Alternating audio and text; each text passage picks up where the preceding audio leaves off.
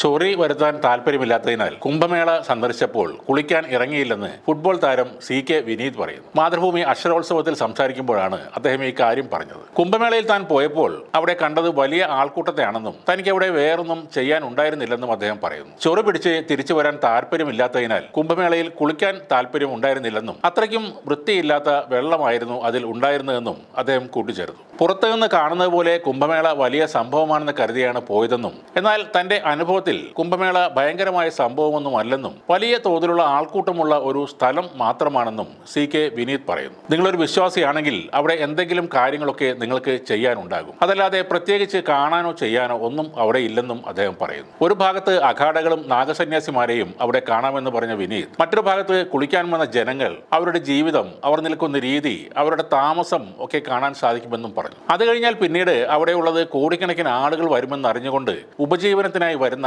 പലതരം മനുഷ്യരാണ്. അങ്ങനെ പലതരത്തിലുള്ള ആളുകളെയും കാണാമെന്നും അദ്ദേഹം പറയുന്നു. തന്നെ ആകർഷിച്ചത് ഇത്തരം ആളുകളാണെന്നും അല്ലാതെ നാഗസന്യാസിമാരോ വസ്ത്രമുടുക്കാതെ നടക്കുന്ന ആളുകളോ അല്ലെന്നും വിനീത് പറഞ്ഞു. എന്നാൽ അത്തരം കച്ചവടക്കാരുടെ അടുത്ത് ആരും പോകാറില്ലെന്നും വൃത്തിയുടെയും സൗകര്യത്തിന്റെയും സാഹചര്യത്തിന്റെയും പ്രശ്നങ്ങൾ അവിടെ ഉണ്ടെന്നും കൂടി വിനീത് പറഞ്ഞു. വലിയ തരത്തിലുള്ള PR വർക്ക് നടത്തിയിട്ടും അതിനനുസരിച്ചുള്ള താമസ സൗകര്യങ്ങൾ അവിടെ നൽകുന്നില്ലെന്നും അദ്ദേഹം പറഞ്ഞു. മരത്തിന്റെ ചുവട്ടിലും ടെന്റിനടിയിലുമെല്ലാമാണ് 1000-ഓളം ആളുകൾ തിങ്ങിക്കിടക്കുന്നതെന്നും അപ്പോഴും അവർ നരേന്ദ്രമോദിക്ക് ജയ്, യോഗിക്ക് ജയ് എന്ന് തന്നെയാണ് പറയുന്നതെന്നും വിനീത് പറയുന്നുണ്ട്.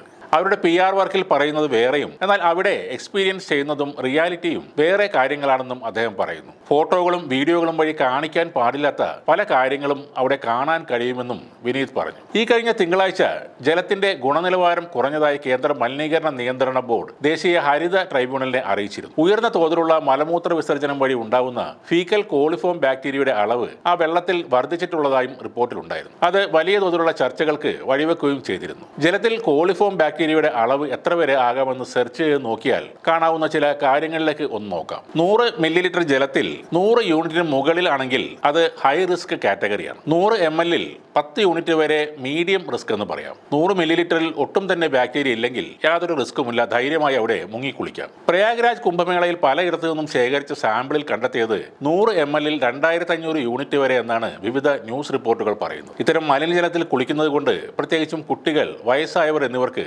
ഗുരുതരമായ ആരോഗ്യ പ്രശ്നങ്ങൾ തന്നെ ഉണ്ടായേക്കാം.